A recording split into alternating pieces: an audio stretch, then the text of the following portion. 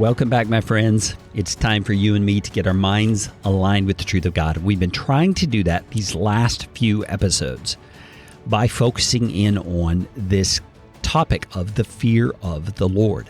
It's one of the things I think we have got to understand during difficult times. It's what sustains us. It's what enables us to persevere, because we are believing God to be who He says He is. And we're aligning our thinking and our lives with that reality. That's really what we need, because behind the scenes of something like COVID-19, all kinds of things are going on that we don't see and that we don't understand.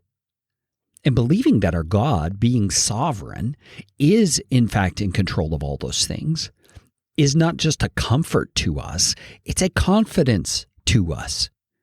And it needs to be such, especially when the difficulties of the circumstance come to bear on our own lives in personal ways. You know, it's great to have faith and to speak that faith boldly and confidently. But our ability to do that must be maintained when the tragedies touch us personally. You see, when it's our child who's lost to COVID-19, or when it's our job that's permanently gone because of a worldwide shutdown.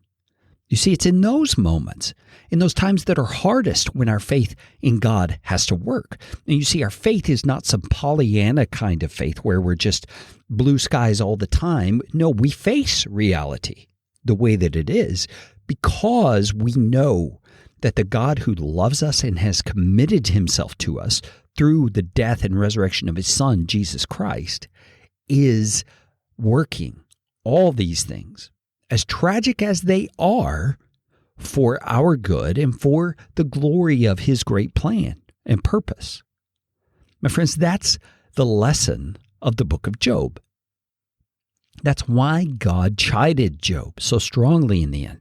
He was trying to point out, Job, I am running this universe, much less the circumstances of your very small life, with perfect precision, with magnificent wisdom, with unsearchable knowledge.